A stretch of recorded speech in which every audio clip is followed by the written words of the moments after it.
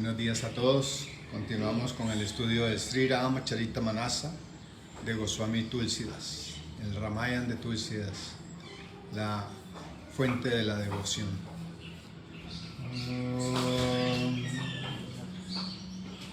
Gurur Brahma, Gurur Vishnu, Gurur Devo Maheshwara, Gurur Sakshat Param Brahma, Tasmai Shri Gurave Namaha.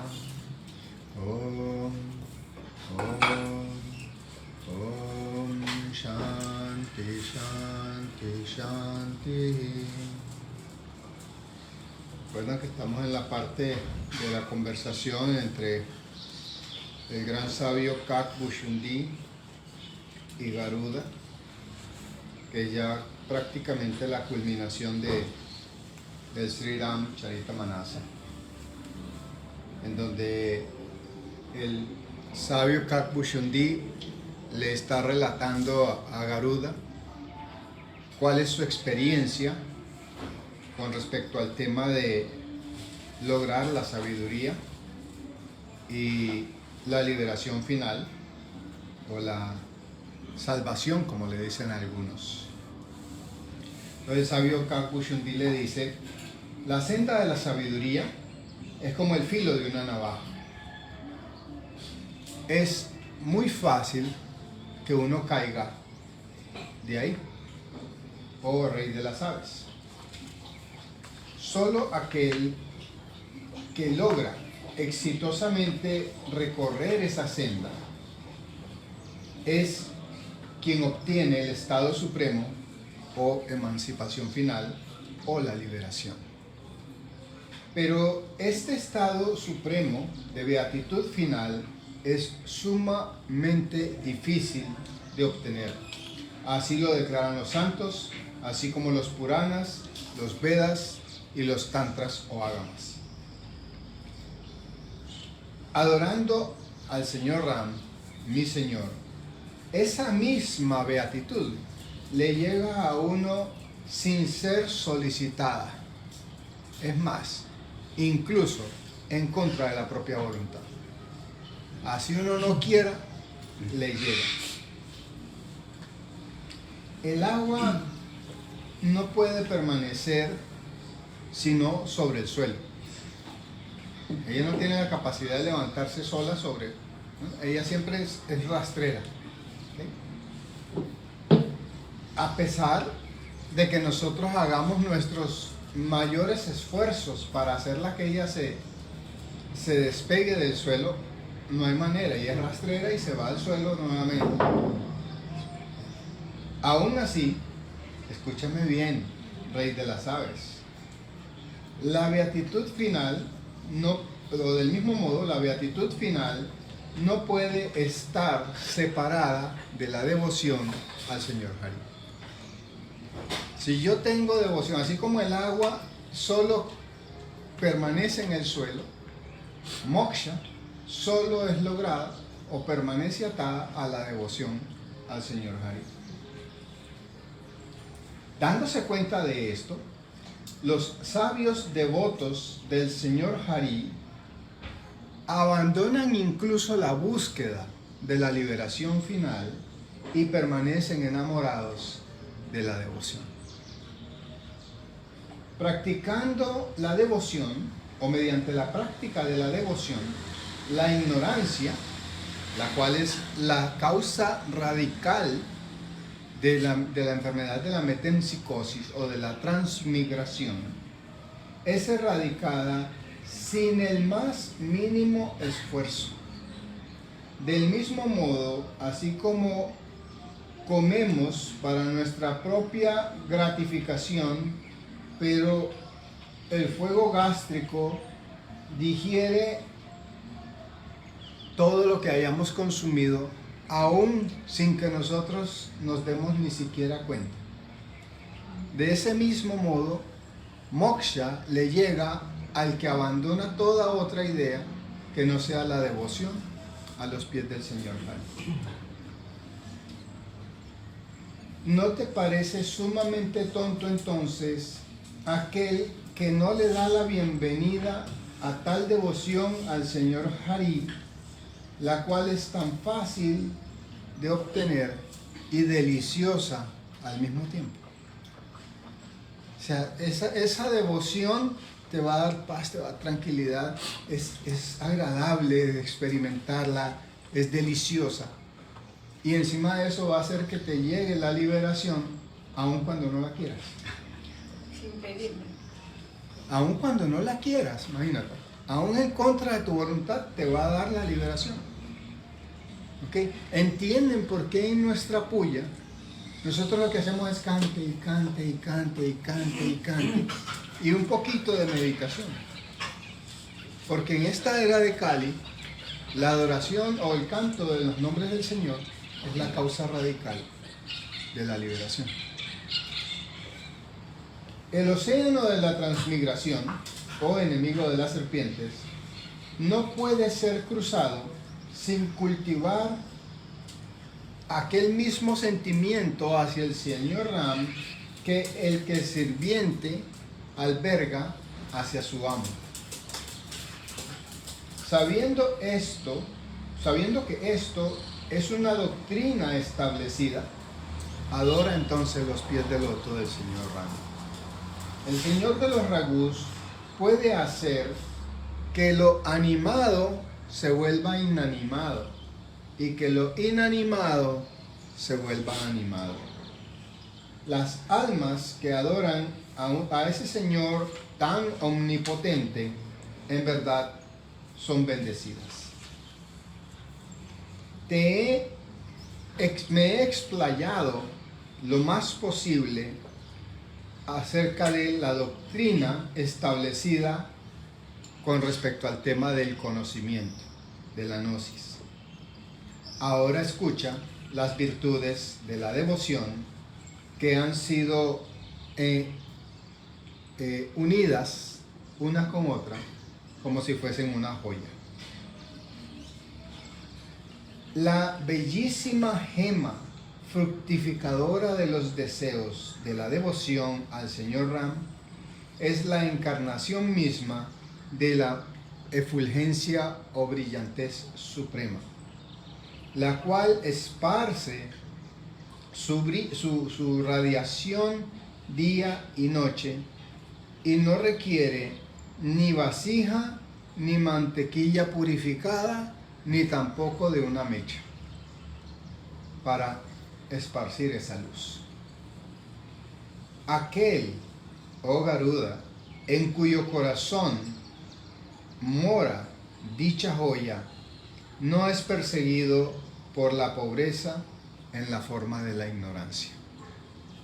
Nunca va a ser ensombrecido por la pobreza, o sea, por la ignorancia, aquel que en su corazón obtiene esta vela.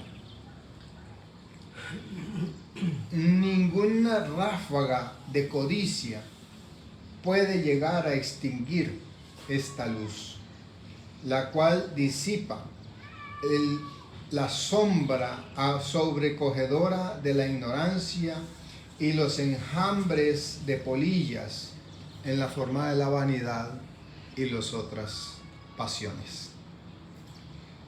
Se mantienen alejadas de esta luz en un estado de ánimo de frustración. Porque cuando hay la devoción, por eso es que acuérdense lo que siempre hemos dicho, hay 6 pasiones. Si tú no controlas esas 6 pasiones, ellas te van a meter al océano del samsara y te van a mantener ahí revolcándote. Lo único que te permite mantener estas 6 pasiones bajo control es la devoción. Eso es lo mismo que él está diciéndole acá. Las 6 pasiones, ustedes saben que si hay luz, ¿qué hacen las polillas? Van para allá. Son atraídas por la luz. Pero esta luz las repele. Es una luz que repele a las polillas de la lujuria, de la codicia, de la ira, del apego de la vanidad y del orgullo. Un protector. ¿Sí? Por eso es que en ocasiones yo les he dicho que la devoción es la pantalla con la que recubrimos la luz, la mecha o la lámpara de la sabiduría para que ninguna ráfaga pueda apagarla. Entonces él aquí está diciendo que es una pantalla que no solo protege la luz de la sabiduría, sino que la incrementa y la difumina, la esparce. Y es una luz tan incandescente que las mismas polillas no son capaces de acercarse a ella y se mantienen alejadas en un estado de ánimo de frustración. Porque aunque quisieran llegar allá, la luz misma las repele.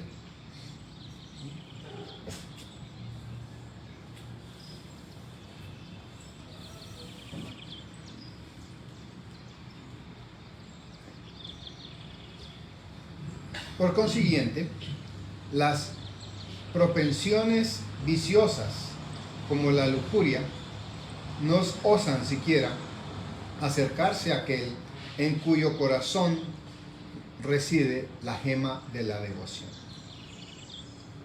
Para este individuo, el veneno puede ser transformado en néctar divino. Los enemigos pueden ser convertidos en amigos. Nadie puede obtener, ni siquiera en sueños, la felicidad si no posee esta gema. También debo decirte que aquel individuo que la posea jamás va a ser atacado por la terrible enfermedad mental de la cual sufren penosamente la gran mayoría de las criaturas en este mundo. Aquel en cuyo corazón la gema de la devoción al Señor Ram habita, no puede tener ningún pesar, ninguna tristeza, ningún agobio, ni siquiera en sueños. Que es lo que siempre les he dicho, cuando uno desarrolla eso, entonces vive confiado, actúa confiado. Porque no hay pesares, no hay agobios, no hay angustias de nada. Solo esos se consideran parangones de la sabiduría en este mundo, aquellos que no escatiman esfuerzo alguno para obtener esta gema. Aunque esta gema está manifestada en el mundo, nadie puede encontrarla sin la bendición y la gracia del Señor Ram. Hay mecanismos fáciles para encontrarla, pero las almas infortunadas buscan los medios más difíciles para lograrla. Se dedican al estudio y recitación de los Vedas y tapecia y penitencia y ayunos y sacrificios, tratando de encontrar la devoción cuando hay formas mucho más fáciles de lograrla. Los Vedas y los Puranas la representan como montañas sagradas, y las historias del Señor Ram son las innumerables minas gloriosas que están incrustadas en la montaña. Los sabios, que son los expertos minerólogos, y su intelecto todopenetrante son las picas, mientras que la sabiduría espiritual y el desapasionamiento, Garuda, son los dos ojos que utilizamos para escudriñar dentro de aquellas minas. Cualquier criatura que la busque con fe tendrá éxito en encontrar la gema de la devoción, que es la mina de todas las bendiciones. Tengo esta convicción en mi corazón, mi Señor, de que un sirviente del Señor Ram es más grande que el Señor Ram mismo. Oigan lo que le dice. Sirviente, señor. Eso tiene pelo. Tengo la firme convicción, mi Señor, que un sirviente, un devoto del Señor Ram es más grande que el Señor Ram mismo. Mientras que el Señor Ram es el océano, los santos sabios son como las nubes de lluvia. O para usar otra metáfora, mientras el Señor Harí es el árbol de sándalo, los santos representan los vientos que esparcen su aroma. La devoción al Señor Harí, que es tan deliciosa, es la recompensa de todos los esfuerzos y búsquedas espirituales.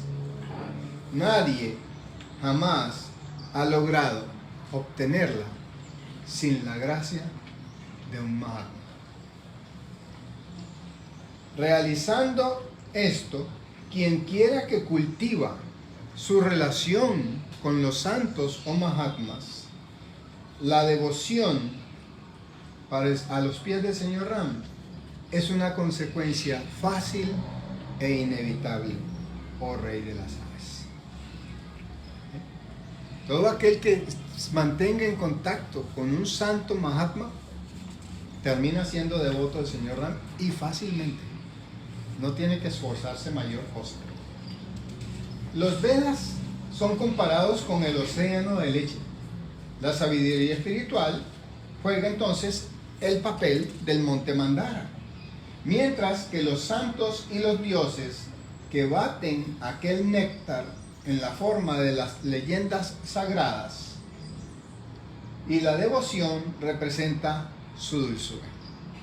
Los santos y los devas son quienes baten aquel océano de las leyendas sagradas, de las cuales sale esa tremenda dulzura de la devoción. Usando el desapasionamiento como un escudo para defenderse y acabando con la espada de la sabiduría a los enemigos de la vanidad, la codicia, la ignorancia, es la devoción al Señor Harí la que siempre sale triunfante. Entiéndeme bien esto y experiméntalo, mi amado Señor de las Aves. Eso es importante repetirlo porque él ahí le está dando la clave. ¿Okay? Los Vedas se comparan con el océano de leche. La sabiduría espiritual juega entonces el papel del monte Mandara. ¿Okay? Los Vedas son el océano de leche. La sabiduría espiritual es el monte Mandara. Los Devas y los Mahatmas baten ese océano de leche.